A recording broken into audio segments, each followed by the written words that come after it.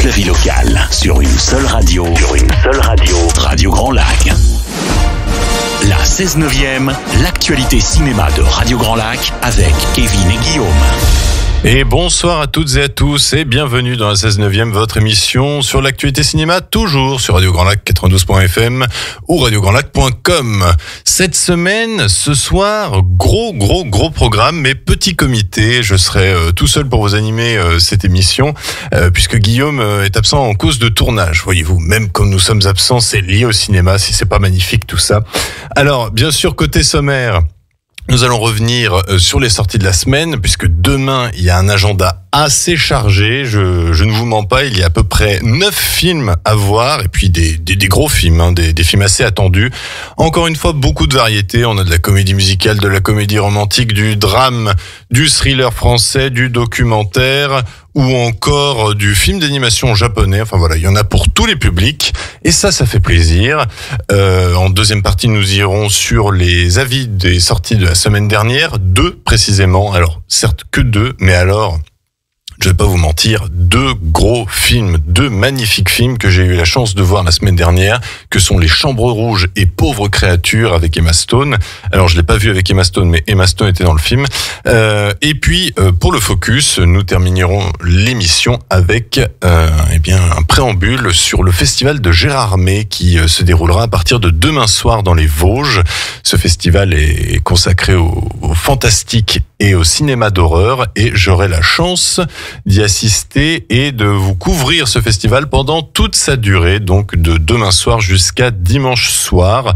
Alors, si vous voulez suivre mes pérégrinations, je vous redonnerai les liens en fin d'émission, mais en tout cas, voilà, c'est focus de ce soir sera consacré sur la présentation de ce festival, qu'est-ce qu'il représente, quels ont été les grandes dates, les grands films qui ont été célébrés lors de ce festival les années précédentes, puisque c'est quand même un festival qui date depuis 1994. Et puis aussi de vous évoquer les membres du jury de cette année et les films en sélection. Et la semaine prochaine, je reviendrai avec vous sur mon petit top 3 et peut-être mon petit flop 3, qui sait.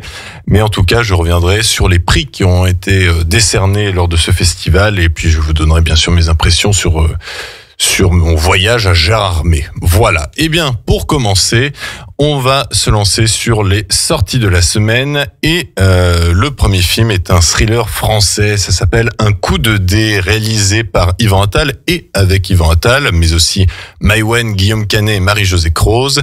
L'histoire, c'est que Mathieu doit tout à son ami Vincent, sa maison, son travail, et même de lui avoir sauvé la vie il y a 10 ans.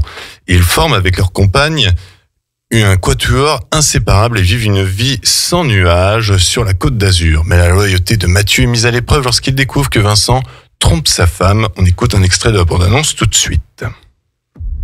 Je redéroule le fil. Encore et encore.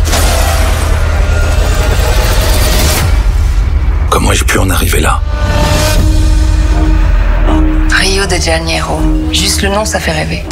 Mais on vous a proposé de nous rejoindre. C'est que ça l'angoisse, l'avion. Mais qu'est-ce qui l'angoisse, Paul?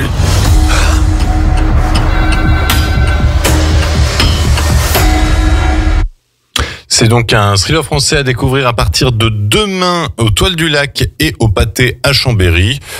Écoutez, il n'y a pas vraiment d'avis pour l'instant. Je ne crois pas que la presse a eu la chance de le voir, mais si vous êtes aficionado des thrillers français, je pense que vous pouvez y aller. Autre sortie, La Couleur pourpre. C'est une version comédie musicale par rapport au film qui était réalisé par Steven Spielberg dans les années 80. Cette version comédie musicale est réalisée par Blitz Bazawule avec Fantasia Barrino, Taraji P. Henson et Daniel Brooks. L'histoire extraordinaire de 3 femmes dans l'Amérique post-esclavage qui, malgré les épreuves les plus terribles, resteront toujours unies. Rien ne pourra venir éteindre ni leur lumière, ni leur espoir. On écoute un extrait de la bande-annonce tout de suite. Pourquoi je te vois jamais rire? Y a rien dans la vie qui te donne envie de sourire?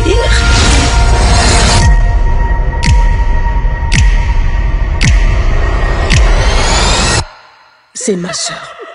Ça fait des années que je suis sans nouvelles d'elle. Si tu ris jamais, faut peut-être revendre tes zygomatiques. On va marier un homme. Nouvelle version donc de La Couleur pourpre que vous pourrez voir voir en salle, aux Toiles du Lac et au Pâté à Chambéry. Autre sortie, mais cette fois-ci comédie romantique, Tout sauf toi de Will Gluck avec Sydney Sweeney, Glenn Powell et Alexandra Shipp. L'histoire de Béa et Ben qui ont tout du couple parfait, mais après un premier rendez-vous idéal, un incident refroidit leur attirance réciproque jusqu'à leur retrouvaille inattendue lors d'un mariage en Australie. Ils font alors ce que n'importe quel adulte mature ferait dans cette situation, prétendre être en couple. On écoute un extrait tout de suite.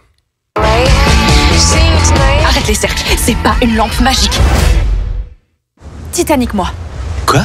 Titanic-moi. Non mais sérieux, c'est trop la honte. Lève mes bras. J'ai vu le film. Vraiment? Tu veux dire la réplique? C'est je suis le roi du monde. T'es le roi du monde. Jack, je vole. Oh, je crois que j'ai jamais rien vu d'aussi chou. Il rejoue Titanic. Il nous regarde. Ouais. Tu penses qu'ils y croient?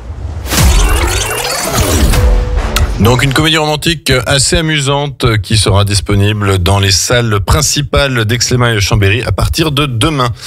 Autre sortie, cette fois-ci un documentaire Vivre avec les loups de Jean-Michel Bertrand. Le réalisateur nous parle du loup d'une manière totalement nouvelle et inattendue. C'est une sorte de voyage avec de surprenantes rencontres humaines et animales avec un style inimitable où le réalisateur nous entraîne dans des réflexions naturalistes et philosophiques sur la nature. Ce sera à découvrir aux Toiles du Lac, mais à Chambéry, ce sera à l'Astrée.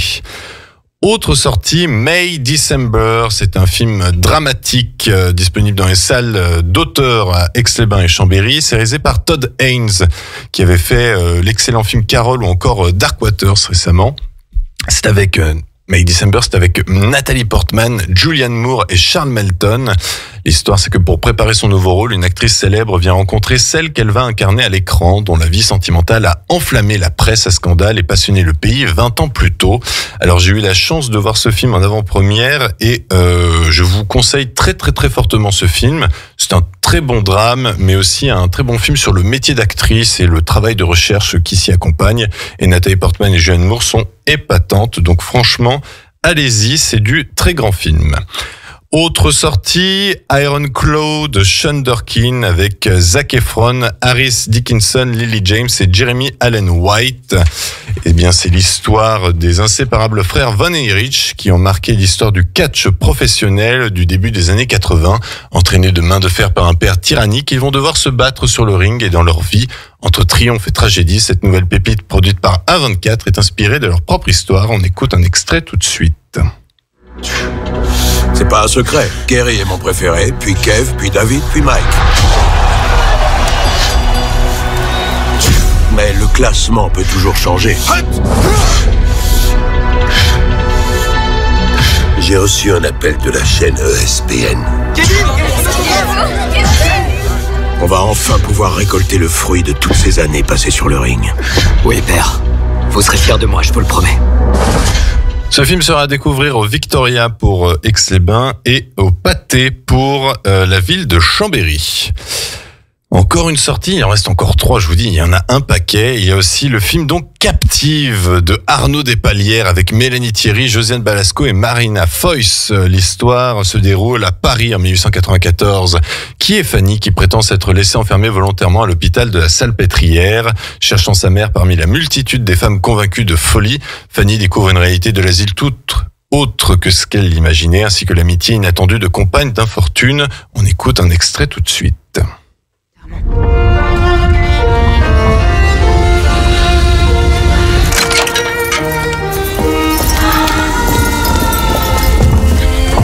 Elle a reçu son traitement d'entrée, la nouvelle. Je repasse ce soir. Et l'eau va être glacée?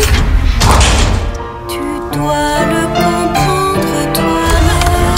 Un film donc à découvrir dans les cinémas d'auteurs d'Aix-les-Bains et Chambéry. Pour les 2 dernières sorties de la semaine, on va pouvoir parler aussi de Nicky Larson, City Hunter, Angel Dust, disponible dans les plus grandes salles d'Aix-les-Bains et Chambéry. C'est donc un film d'animation japonais réalisé par Kazuyoshi Takushi, l'histoire de Nicky Larson, un détective privé opérant à Tokyo avec son énergique partenaire Laura.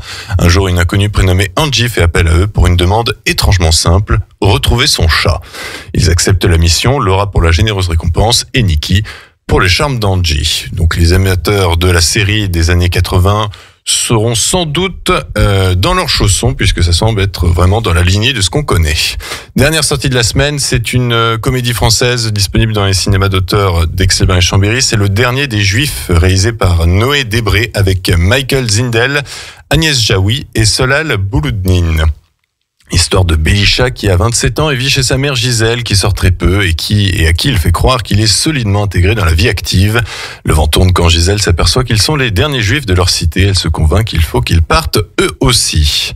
Donc 9 sorties, je vous les rappelle très rapidement. Il y aura donc du côté des cinémas, des grands cinémas d'Aix-les-Bains et Chambéry, Un coup de dé de Yvan Attal, La couleur pourpre en version comédie musicale, Tout sauf toi, la comédie romantique, Vivre avec les loups, le documentaire.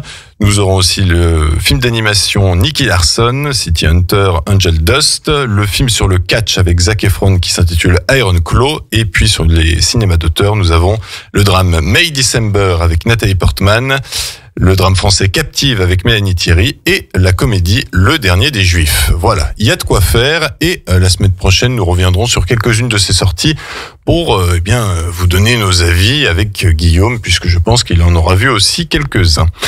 On va se faire une première pause musicale avant de se lancer sur les avis des sorties de la semaine précédente qui étaient donc Les Chambres Rouges et Pauvres Créatures. Et vu qu'il y a un nouveau film avec Zac Efron qui sort demain, je vous propose d'écouter son interprétation de Rewrite the Stars avec l'actrice Zendaya. Ça vient du film The Greatest Showman. Et on revient tout de suite après ce son. 92.1, les bonnes ondes de Radio Grand Lac. La 16/9e, l'actualité cinéma de Radio Grand Lac avec Kevin et Guillaume. Et vous êtes toujours dans la 16/9e sur Radio Grand Lac 92.1 FM ou radiograndlac.com, toujours pour parler de l'actualité cinéma. Et cette fois-ci, nous allons revenir sur les sorties de la semaine dernière. Qu'est-ce que j'en ai pensé, puisque je suis tout seul ce soir. Oui, Guillaume ne sera pas là. Tournage à Lyon. Voilà, bientôt sur vos écrans. Donc, sur les sorties de la semaine précédente, je peux aussi très rapidement revenir sur les autres sorties. Je vous conseille depuis toujours, j'ai l'impression, parce qu'il est toujours en salle, le film d'animation Wish, donc des studios Disney, le film Migration, Wonka, qui est très très bon. Si vous voulez plus vous amuser, le blockbuster Aquaman et au Royaume perdu est assez sympathique. Mais si vous voulez vraiment de très très grandes images et un très grand frisson, je vous conseille Godzilla Minus One, et il faut se dépêcher puisqu'il ne reste plus qu'une semaine en salle pour ce film qui est excellent. Et enfin, on était un petit peu mitigé avec Guillaume concernant Les Trois Mousquetaires Milady qui est toujours en salle. Concernant les sorties de la semaine précédente, j'ai pu voir 2 films, Les Chambres Rouges et Pauvres Créatures. Alors tout d'abord, Les Chambres Rouges, c'est peut-être un film que vous n'avez pas trop entendu parler, à moins que vous avez écouté notre émission la semaine dernière. C'est un film québécois, un thriller, où en fait, si vous voulez, l'histoire est autour d'un procès sur un homme qui est accusé d'avoir tué 3 jeunes filles, mais de manière assez sauvage, et le tout filmé et diffusé sur Internet. Et donc, le personnage principal va avoir accès à ces vidéos, et on ne sait pas si c'est une groupie ou si c'est quelqu'un qui essaye de faire éclater la vérité. C'est absolument génial. C'est un excellent thriller québécois. Le rythme est particulièrement bon. Je sais que certains ont trouvé des longueurs au milieu du film, mais personnellement, j'étais assez happé par l'histoire. On a une forme de tension parce que on ne sait pas si on va voir, si le réalisateur va oser nous montrer le contenu de ces vidéos. Alors je ne sais pas si je dois vous rassurer ou pas, mais en tout cas, le film n'est pas violent visuellement. Il passe tout par le son. Et donc, il est seulement interdit aux moins de 12 ans. La tension est quand même là, le stress est quand même présent. Et je dois dire que l'actrice principale, Juliette Garipi, c'est une totale découverte et elle est épatante. Donc, Les Chambres Rouges, c'est un film à ne pas mettre entre toutes les mains. Voilà, puisque... Personnellement, j'ai été assez perturbé et j'ai eu un petit peu de mal à dormir par la suite. Mais si vous aimez les thrillers, si vous aimez les films où on ne s'ennuie pas une seule seconde, je vous conseille Les Chambres Rouges, encore disponible au cinéma Victoria à Aix-les-Bains. Autre sortie que j'ai pu voir la semaine dernière, c'est le film très attendu Pauvre créature, réalisé par Yorgos Lanthimos. Alors pourquoi il était attendu? Puisque c'était le retour d'Emma Stone au cinéma après 3 ans d'absence. Cruella était son dernier film, si je ne me trompe pas, et on est très heureux de la voir puisque Emma Stone est en forme, c'est le moins que l'on puisse dire, et elle revient avec Willem Dafoe et aussi Mark Ruffalo pour cette sorte de revisite de Frankenstein, mais qui se dirige ensuite sur un récit d'une ingénue qui essaye qui découvre le monde, qui découvre aussi son identité et son corps. Et par son corps, je sous-entends donc que c'est un film qui n'est donc pas à mettre non plus entre toutes les mains. C'est plutôt un public, on va dire, à partir de 16 ans, on va pas se mentir. On est plus sur un film qui visera plutôt les adultes. C'est totalement barré, c'est absolument drôle. En plus de ça, on a des visuels très très très très sublimes, en particulier sur une séquence qui se passe en Alexandrie, où là le visuel, la musique et l'interprétation d'Emma Stone forment un tout absolument fantastique. Franchement, c'est une très très bonne découverte. C'est un bon film et qui a eu dès aujourd'hui 11 nominations pour les Oscars. Donc si vous ne l'avez pas vu, foncez-y. Je le rappelle, ce n'est pas à mettre entre toutes les mains, mais foncez-y si vous êtes intéressé par l'histoire, si vous êtes intéressé, si vous aimez bien sûr le réalisateur Yorgos Lanthimos ou si vous adorez l'actrice Emma Stone. C'est un film à voir et ça fait partie de l'un de ces meilleurs films qui nous a été donné de voir en ce début d'année. Donc je vous rappelle, en rattrapage de sortie de la semaine précédente, il y a Les Chambres Rouges, excellent thriller, à voir au Victoria, et Pauvre créature de Yorgos Lanthimos avec Emma Stone, où Emma Stone est épatante, Mark Ruffalo hilarant. C'est à voir au Victoria ou à l'Astrée à Chambéry, et franchement, ce sont 2 belles pépites. Eh bien, c'est tout pour cette seconde partie. On va se retrouver après une deuxième pause musicale pour un focus, donc, comme je vous l'avais dit en début d'émission, sur le festival de Gérardmer, où je vais revenir un petit peu plus longuement sur qu'est-ce que c'est que ce festival, quels films vont être présentés cette année, quels films ont été célébrés les années précédentes, quels seront les membres du jury. Voilà, on va revenir, je vais revenir avec vous là-dessus dès la deuxième pause musicale. Et vu que le festival de Gérardmer est un festival du film fantastique, quoi de mieux que de lancer la BO d'un film culte fantastique, Highlander. Et cette BO, c'est bien sûr Queen, A Kind of Magic. On s'écoute ça et je reviens tout de suite après pour vous parler du festival. Radio Grand Lac, à Aix-les-Bains et autour du lac du Bourget, votre radio. La 16/9e, l'actualité cinéma de Radio Grand Lac avec Kevin et Guillaume. Et bienvenue dans cette dernière partie de la 16/9e, toujours sur l'actualité cinéma et toujours sur Radio Grand Lac 92.fm ou radiograndlac.com. Chose promise, chose due, le focus de cette semaine est consacré au festival de Gérardmer, le festival fantastique et d'horreur consacré au cinéma, mais aussi également au roman. Ce festival commence dès demain soir à Gérardmer dans les Vosges et votre humble serviteur a le bonheur, la chance, la joie, que voulez-vous, de s'y rendre et de vous couvrir ce festival pendant toute sa durée. Donc c'est-à-dire à partir de demain soir jusqu'à dimanche soir. Alors si vous voulez suivre mes pérégrinations, je vous invite à me suivre sur les réseaux, que ce soit Facebook, Twitter ou Instagram. Twitter et Instagram au doux nom de Cinéphage 0073. Vous aurez sans doute la référence, bien sûr, de ce nom, de ce surnom. Voilà, le festival de Gérardmer, c'est donc un festival fantastique et consacré aussi également à l'horreur. Il existe depuis 1994, puisqu'en effet, avant ce festival, il y avait un autre qui existait et qui avait le même thème. Et vous devez probablement le connaître puisqu'il est un petit peu plus proche de chez nous. C'était le festival d'Avoria, qui s'est donc arrêté au début des années 90, et le Festival de Gérardmer a pris en quelque sorte la relève sur les cendres, on va dire, du Festival international du film fantastique d'Avoria.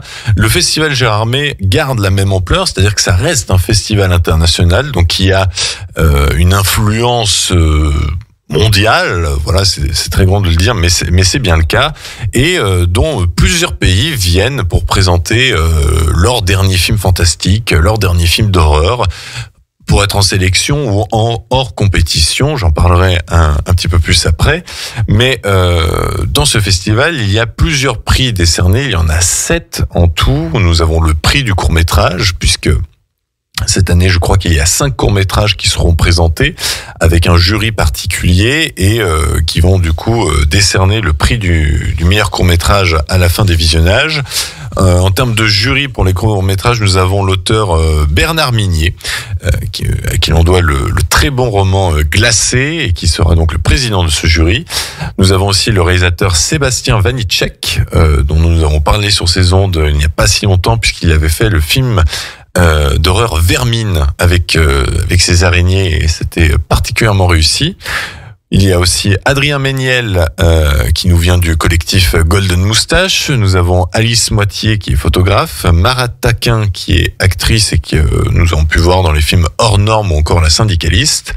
Et nous avons aussi le très connu Monsieur Poulpe, connu pour ses recettes pompettes ou recettes bourrées. Je ne me souviens plus du titre, mais le but était de faire de la cuisine tout en buvant des canons. Et bien sûr, l'abus d'alcool est dangereux pour la santé, je tiens à le rappeler.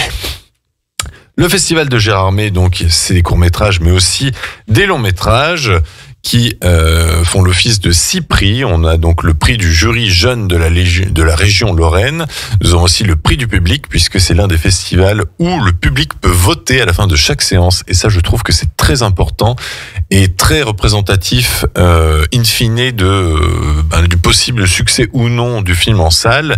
Ce qui est moins le cas à Cannes, où le public n'a pas trop voix au chapitre. C'est aussi l'occasion au festival de Gérardmer d'avoir un prix de la critique. Donc là, c'est bien pour, on va dire, pour compenser le prix du public. Et parfois, le public et la critique sont d'accord, et parfois, ce n'est pas du tout le cas. Nous avons aussi le prix du jury Sci-Fi, où c'est un jury de 5 spectateurs qui sont choisis par la chaîne Sci-Fi. Nous avons aussi le prix du jury, et donc là, c'est le prix du jury long métrage. Et cette année, nous avons en président l'auteur Bernard Werber, qui avait écrit le roman Les Fourmis. Nous avons aussi l'actrice Mélanie Bernier, que nous avons pu voir dans des comédies romantiques comme Love Addict ou Un peu beaucoup aveuglément. Nous avons aussi l'humoriste et actrice Charlotte Gabry, dont vous avez pu voir dans les comédies de La Bande à Fifi, donc la bande de Philippe Lachaud, ou encore dans le film Demi-sœur. Nous avons le réalisateur Mathieu Turi, qui a fait dernièrement Gueule Noire avec Jean-Hugues Anglade, et le film d'horreur Méandre. Gueule Noire était particulièrement réussi. Nous avons encore une fois le réalisateur Sébastien Vanitschek, donc qui avait fait Vermine le mois dernier. Nous avons l'actrice Caroline Anglade, que l'on connaît pour les comédies Plan de chat ou 38 degrés 5 Quai des Orfèvres. Nous avons le réalisateur Jean-Paul Salomé, qui a fait Belphégor, Arsène Lupin, La Syndicaliste ou encore La Daronne dernièrement avec Isabelle Huppert. Et on termine ce beau jury avec un acteur que l'on connaît bien, c'est Clovis Cornillac, j'ai envie de dire acteur et réalisateur, puisqu'il avait réalisé le 3e volet de Belle et Sébastien, et aussi le très bon Couleur de l'incendie. Donc ça, c'est pour le prix du jury des longs métrages. Et enfin, le Grand Prix, ça s'appelle tout simplement le Grand Prix. C'est la plus haute distinction dans le Festival de Gérardmer, et là pour célébrer, pour féliciter le meilleur film de la sélection cette année assez variée, on va dire, en termes de nationalité, puisque nous avons du film japonais, portugais, français, belge, turc, américain, italien, coréen, ou encore un film qui nous vient d'Argentine. Alors dans ces films-là, je pourrais vous dire les titres, mais ce ne sont pas des films très très très connus. Il est quand même important de souligner que le film d'ouverture est un film japonais réalisé par Hideo Nakata. Alors ce nom ne vous dit peut-être rien, mais son plus grand film est un film d'horreur culte et l'une des images de ce film, vous la connaissez forcément. Le film c'est Ring et c'est bien sûr le film d'horreur où une jeune fille japonaise a des longs cheveux longs noir et porte une robe blanche et sort d'une télévision pour vous terrifier. Vous avez dû déjà voir ce film, ou en tout cas vu ces images qui ont été souvent parodiées, on va pas se mentir. Mais le film Ring japonais de 95, si je ne m'abuse, 99 plutôt, 99, est toujours efficace et moi personnellement il me fout toujours les jetons. Donc ça c'est pour la sélection long métrage. Donc on aura un film d'ouverture japonais, nous aurons un film portugais, Amelia's Children, que vous pourrez voir en salle non pas cette semaine mais la semaine prochaine, donc je vous en reparlerai la semaine prochaine. On a un film de vampire français qui s'appelle En attendant la nuit. On a un film de possession, La damnée, ou encore on pourrait souligner la présence d'un film coréen, Sleep, qui a beaucoup fait parler de lui à Cannes et qui, je pense, doit être de très très grande qualité. Je vous en parlerai si je l'apprécie ou pas la semaine prochaine. Donc ça, c'est la sélection de cette année, mais pour vous prouver à quel point le Festival de Gérardmer est un festival d'importance, un festival d'influence, je tiens quand même à vous rappeler quelques grands films qui ont été célébrés les années précédentes. Ont eu par exemple le Grand Prix des films comme Créature Céleste, que vous ne connaissez peut-être pas, mais dont le réalisateur était jeune à l'époque. C'était un petit Peter Jackson. On doit bien sûr la trilogie du Seigneur des Anneaux, la trilogie du Hobbit, ou encore sa très très très bonne adaptation de King Kong. Eh bien, il avait présenté un film à Gérardmer, il avait remporté le Grand Prix.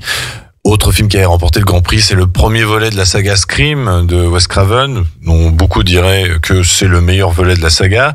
Nous avons aussi le film d'horreur Cube, le film L'Orphelinat de Juan Antonio Bayona, qui a signé récemment Le Cercle des Neiges, toujours disponible sur Netflix et que moi et Guillaume nous vous conseillons chaudement. Il y avait aussi le film Mama d'Andrés Muschietti. Andrés Muschietti, c'est un réalisateur que vous avez pu voir par la suite dans le diptyque Ça, partie 1, partie 2, et puis qui a réalisé dernièrement The Flash, qui est différent, on va dire, en termes de qualité. Aussi, en autre film d'horreur qui avait remporté le Grand Prix, il avait fait sensation, le It Follows, ou encore Grave de Julia Ducournau, ce film sur des cannibales, qui était un peu cracra, mais qui était assez impressionnant et qui visuellement fonctionnait du feu de Dieu. Autre films qui ont marqué le Festival de Gérardmer, eh bien c'est et qui ont remporté le prix spécial du jury cette fois-ci, c'est les classiques, j'ai envie de dire maintenant. Bienvenue à Gattaca, réalisé par Andronicoll avec Ethan Hawke et Uma Thurman. Il est formidable ce film, je vous le conseille chaudement. On avait aussi La fiancée de Chucky, L'Échine du diable, réalisé par un petit Guillermo del Toro qui est devenu très très grand. Le premier volet de la saga Saw, réalisé à l'époque par James Wan. Le premier Rec, film espagnol d'horreur qui eh bien est encore une référence, j'ai envie de dire, dans le domaine du found footage et qui avait bien marqué son époque. Et aussi, on pourra citer rapidement le film de science-fiction Ex Machina avec Alicia Vikander, qui là aussi avait beaucoup marqué. Il me semble qu'il était sorti, ça fait déjà 10 ans, je crois qu'il est sorti, 10 ans ou 2015 en tout cas. Donc voilà, pas mal de grands films d'horreur ou de grands films de science-fiction qui ont été récompensés au Festival de Gérardmer, ce qui vous prouve donc l'influence de ce grand festival international. Cette année, ce sera aussi le but de présenter quelques films hors compétition. On notera le film coréen Concrete Utopia avec l'acteur Lee Byung-hun, que vous ne connaissez peut-être pas, mais que vous avez peut-être vu dans les films G.I. Joe ou encore Red 2. Autre film qui sera hors compétition, c'est un film d'horreur français qui s'intitule Rokia, avec l'actrice Golshifteh Farahani, mais aussi pour la première fois au cinéma, Jérémy Ferrari. Donc c'est assez surprenant et j'ai très très hâte de voir le résultat. Le but de ce festival cette année, ce sera aussi de rendre hommage à Gareth Edwards, qui sera présent. Gareth Edwards, c'est un réalisateur qui ne vous dit peut-être rien, mais on lui doit 4 films, et en 4 films, il a su marquer le cinéma de la pop culture, le cinéma blockbuster, le cinéma fantastique et de science-fiction. Il nous avait fait Monsters en tout premier film, et puis après, Il a enchaîné 3 blockbusters assez connus, comme sa version de Godzilla en 2014, mais aussi Rogue One, A Star Wars Story, qui est pour beaucoup considéré comme le meilleur Star Wars de l'ère Disney. Et puis l'année dernière, il nous avait offert en septembre un petit, entre guillemets, on va dire un moyen, de par le budget, moins de 100 millions de dollars, un moyen film de science-fiction, un moyen blockbuster, c'était The Creator, avec le fils de Denzel Washington, John David Washington, et le film avait eu un petit succès d'estime, et je crois qu'il sortira très très prochainement, si ce n'est la semaine prochaine, en VOD, DVD et Blu-ray. Je vous le conseille, c'était une bonne surprise, un bon film de science-fiction, avec de belles images, malgré un budget moyen, et surtout une histoire assez touchante. Donc voilà, si vous l'envie de découvrir ce film est forte chez vous, eh bien foncez-y, c'était de bonne qualité. Donc voilà, le Festival de Gérardmer, c'est donc un festival dans les Vosges, donc comme je vous l'ai dit, avec beaucoup de surprises, je pense, côté fantastique et horreur. J'aurai l'occasion de vous en reparler la semaine prochaine pour vous dévoiler peut-être mon top 3, peut-être mon flop 3, puisque bon, on va pas se mentir, le cinéma d'horreur, on a parfois de très très bonnes surprises, mais comme dans tous les genres, nous avons parfois de très mauvaises surprises. Et je ne me cacherai pas de vous dire les films qui m'auront déçu. Et la semaine prochaine, bien sûr, ce sera le but de vous parler des prix qui ont été donnés. Est-ce que cela a été mérité? Est-ce que ça a été volé? Voilà, je vous dirai tout sans tabou et je vous raconterai bien sûr mon périple. Je vous rappelle que si vous voulez suivre mes pérégrinations, pas heure par heure, mais au fur et à mesure de ce week-end, puisque ça commence de demain soir jusqu'à dimanche soir, vous pouvez me suivre sur Instagram ou Twitter au doux nom de Cinéphage0073. Oui, c'est très sympa comme surnom. Sinon, vous pouvez toujours retrouver les replays de la 16/9e sur la chaîne YouTube de Radio Grand Lac. Ils sont disponibles généralement 2 à 3 jours après la diffusion de l'émission. Et toutes les émissions sont disponibles. Côté radio, vous pourrez retrouver dès demain 4 émissions. 3 émissions, autant pour moi, 3 émissions. Tout d'abord une émission spéciale Pot et Pâton, présentée par Sandra et Jean-Pierre de 11h à 11h45, suite à leur passage dans l'émission de la meilleure boulangerie de France. Vous aurez aussi l'émission La Nature et vous, présentée par Sandrine de 13h à 13h30. Et enfin, l'émission 9-2-1 Partez, présentée par Adrien, Laurine, Justine et Driss, de 18h à 19h. Donc voilà, pour ma part, je vous retrouve donc la semaine prochaine avec Guillaume, on l'espère, à moins qu'ils soient encore bloqués par un tournage, puisque voilà, on ne sait jamais. Mais je vous retrouve la semaine prochaine pour vous reparler du coup du Festival de Gérardmer, pour vous donner aussi mes avis sur les sorties de cette semaine. Je pense que nous évoquerons May December, La couleur pourpre, Un coup de dé, Iron Claw avec Zac Efron et probablement, mais sûrement, la comédie romantique Tout sauf toi, parce que de temps en temps, une petite comédie romantique, ça fait du bien. Eh bien, on se donne rendez-vous la semaine prochaine, et d'ici là, portez-vous bien, et on se quitte sur la chanson Tear Up This Town du groupe Keane, qui nous vient du film Quelques minutes après minuit, réalisé par Juan Antonio Bayona, réalisateur qui avait été célébré à Gérardmer auparavant. Je vous souhaite à tous une bonne semaine et à la semaine prochaine.